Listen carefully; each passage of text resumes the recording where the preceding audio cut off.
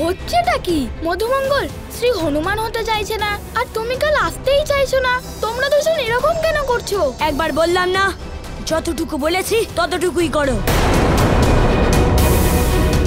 আমি এখন আসছি। প্রধান মশাই, এসব কি হচ্ছে? এবার আমরা অশোক বাটিকার অধ্যায় কি করে করব? আমি আমার সমস্ত সংলাপ মুখস্থ করে নিয়েছি। মধুমঙ্গল, তুমি রাজি হয়ে যাও না। হনুমান হও না মধুমঙ্গল। দেখো মধুমঙ্গল, সবাই তোমায় অনুরোধ করছে, দয়া করে কালকের রামলীলায় শ্রী হনুমান হয়ে যাও। না দাদা, আমি শ্রী হনুমান হতে পারবো না। আমি শ্রী হনুমান হওয়ার যোগ্য নই।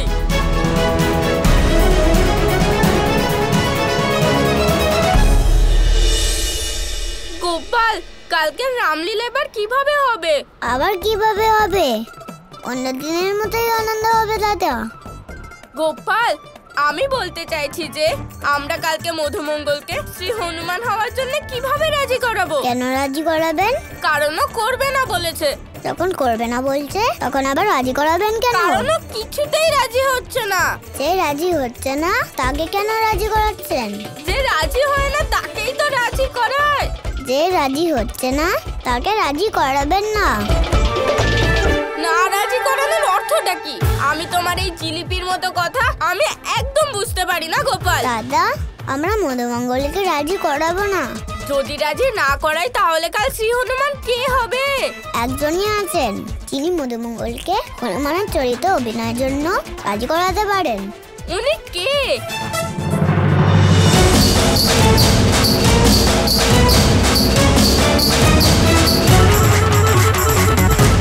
মানে তোমার কথার অর্থ?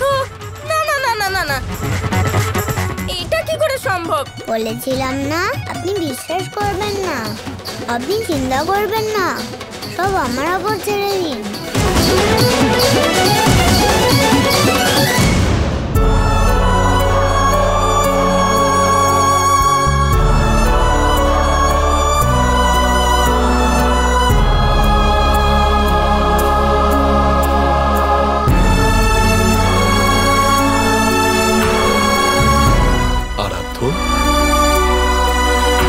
আমাকে সত্যি কি তাই করতে হবে যা আপনি বলছেন? হ্যাঁ আরাধ্য।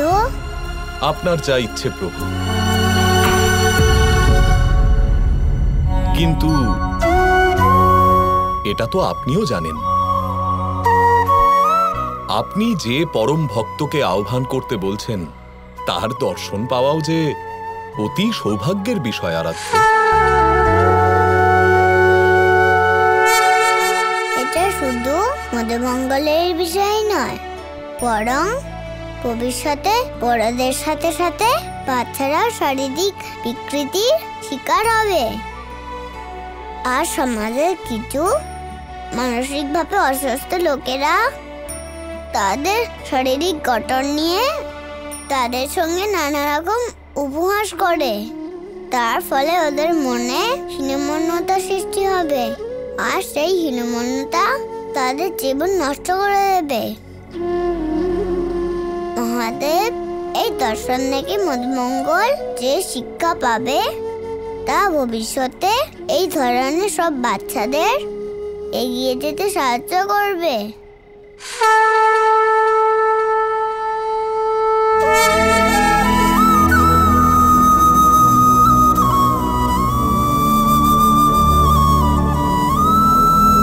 গোপাল, তুমি আমাকে ক্ষমা করে দিও,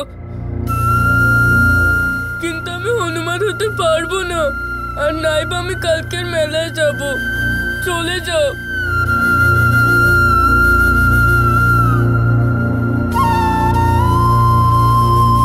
দয়া করে এখান থেকে চলে যাও। আমার যা মনের অবস্থা তা তুমি বুঝতে পারবে না গোপাল।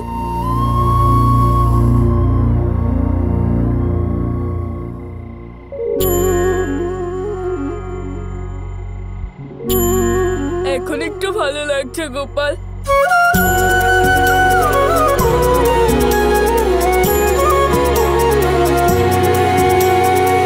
গোপাল, তুমি এখনো অনেকটাই ছোট, কথাও বলতে পারো না। কিন্তু তবুও আমার এমন কেন মনে হচ্ছে যে আমি তোমায় মন খুলে সব বলতে পারি। গোপাল, আমি শ্রী হনুমানের ভক্ত। আমি ওনার উপাসনা করি কারণ উনি শক্তিশালী, সাহসী, জ্ঞানী এবং শান্ত স্বভাবেরও। কিন্তু আমার মধ্যে ওনার কোনো গুণই নেই, ওনার মতো বলিষ্ঠ চেহারাও নয়। যদি আমি শ্রী হনুমানের ভূমিকা পালন করি তাহলে আমি নিজেই হতাশ হয়ে যাব। এই কারণেই আমি এই অভিনয় করতে চাই না।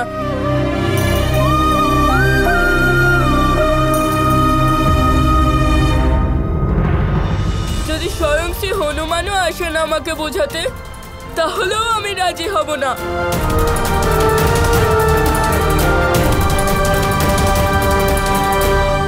কাজ শুরু করে দাও। এবার অন্তিম পরিকল্পনার সময় এসেছে। সময় হয়েছে অন্তিম আক্রমণের। আশেপাশের সব বন থেকে আমরা আর কতগুলো গাথা একত্রিত করতে পারবো, কারণ এই অন্তিম আক্রমণের জন্য আমাদের শক্তিশালী সৈন্য দল চাই। তাড়াতাড়ি ডাকো। আর তোমরা মনে রেখো, এখানে আসতে যেন ওদের বিন্দু মাত্র বিলম্ব না হয়, পরিকল্পনায় যেন কোনো ত্রুটি না থাকে। ততক্ষণ তুমি গিয়ে কৃষ্ণের ওপর নজর রাখো। প্রতি মুহূর্তের সমস্ত খবর আমার চাই। ওর সমস্ত পরিকল্পনার খবর আমি আগে থেকে চাই, যাতে ও কোনো পদক্ষেপ নেওয়ার পূর্বেই আমরা প্রস্তুত থাকতে পারি। এবার তোমার অন্তিম লগ্ন আসন্ন কৃষ্ণ। আমি বাসুদেব পুত্র কৃষ্ণ আপনাকে আহ্বান করছি, আমাদের দর্শন দিন শ্রী হনুমান।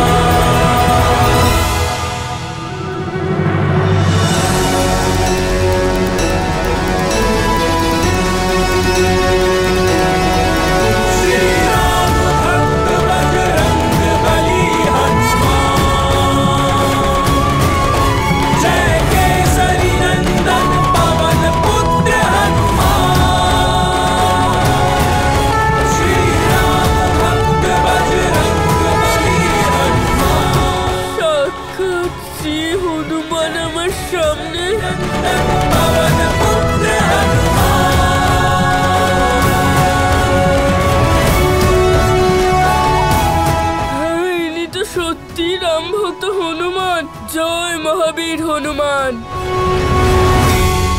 জয় হনুমান। রাম সিয়া রাম জয় জয়